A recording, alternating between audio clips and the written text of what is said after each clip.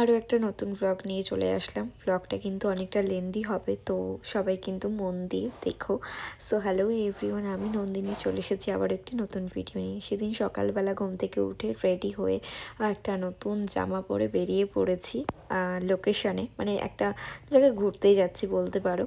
তো লোকেশন হচ্ছে পাতালচণ্ডী। এখানে খুব জাগ্রত একটা মন্দির আছে, তো সেখানেই যাচ্ছিলাম। আর রাস্তাটা কি ভীষণ বাজে, বলার কথা না। তো সবাই মিলে যাচ্ছিলাম, এই যে মাসিমণিরা সবাই, আর আমি আর মা। তো এই যে আমার দিদি, এখানে বাসন্তী পুজো হচ্ছিল, আর আমরা সবাই মিলে গিয়েছিলাম পাতালচণ্ডী মায়ের মন্দিরে পুজো দিতে।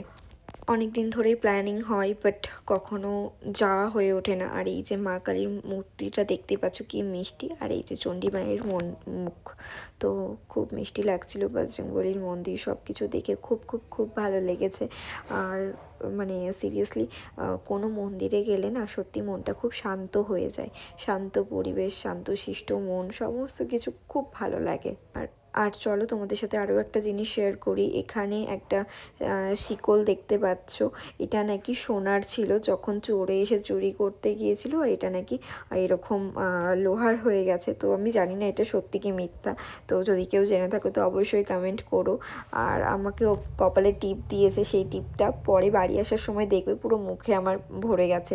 আর এখানে একটা ফুচকার দোকান ছিল, ফুচকাটা জাস্ট ওয়াও ছিল। আমরা এখনও ঘুরতে যাচ্ছি, তবুও আমরা ফুচকা নিয়ে মানে কথাবার্তা চলছে।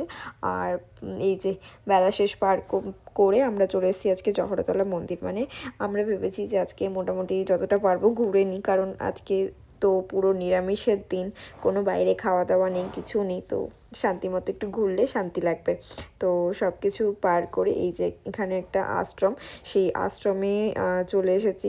এখানেও খুব সুন্দর একটা শান্তির জায়গা। সত্যি বলতে যখনই মন্দিরে যাওয়া হয় মনটা অন্যরকম একটা শান্ত হয়ে যায়, আর সব কিছু খুব ভালো লাগে। আর এখানে কলকাগুলো করা আছে গাছের পাশ দিয়ে, আমার এত ভালো লেগেছে জাস্ট বলার কথা না। খুব সুন্দরভাবে প্রতিটা জায়গা সাজিয়ে রাখা হয় মন্দিরে গেলে।